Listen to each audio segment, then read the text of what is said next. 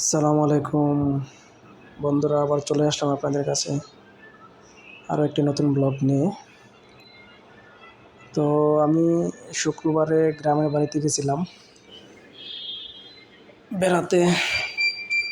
এটা হচ্ছে আমার শ্বশুরবাড়ির একটি কাঁঠাল গাছ।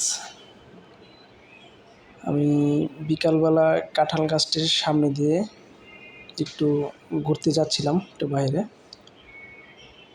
তো দেখলাম যে বাড়ির পাশে এত সুন্দরভাবে কাঁঠালগুলা ধরে আছে। গাছটা আসলে এভাবে সোজা হয়ে আবার এভাবে বেঁকে গেছে, মানে গাছের গোড়া থেকে একদম আগা পর্যন্ত এত কাঁঠাল, আসলে দেখে মনটা একদম ভরে গেল। তো ভাবলাম যে একটা ভিডিও করি। তো কাঁঠাল গাছটা আসলে অনেক আগের একটি কাঁঠাল গাছ, এখনও প্রচুর কাঁঠাল ধরে, আর কাঁঠালের সাইজ অনেক বড় হয়। এখনই এক একটা কাঁঠাল মনে হয় সম্ভবত 10 থেকে 12 কেজি ওজন হবে। তো এগুলা আরও সময় লাগবে পাকতে, আরও বড় হবে। এক একটা কাঁঠাল 15 থেকে 20 কেজি ওজনের সাইজ হয়। অনেক সুন্দর, আসলে দেখে মনটা ভরে গেল। তো কাঁঠাল গাছটা আমি আসলে এক জায়গায় দাঁড়াইয়া অনেকক্ষণ দেখলাম যে আসলে এটাতে কতটা কাঁঠাল আছে।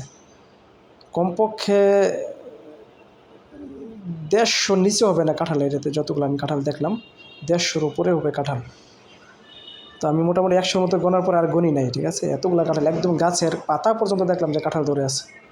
এত সুন্দর কাঁঠাল গাছটা। তো যে কোনো লোকে গাছটার নিচেতে গেলে আসলে অনেকক্ষণ তাকায় থাকে যে আসলে এত সুন্দরভাবে কাঁঠালগুলো ধরে আছে।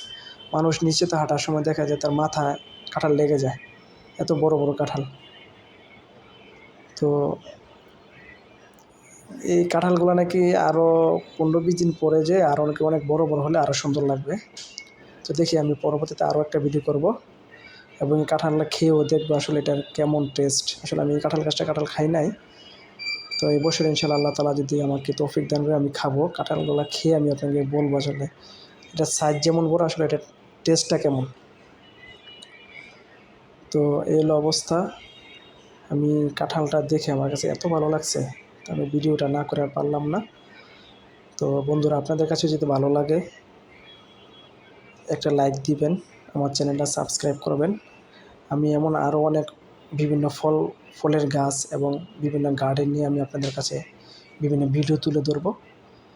তো সবাই ভালো থাকবেন, লাইক দিবেন, শেয়ার করবেন, আমার চ্যানেলটা সাবস্ক্রাইব করবেন প্লিজ। আল্লাহ হাফেজ।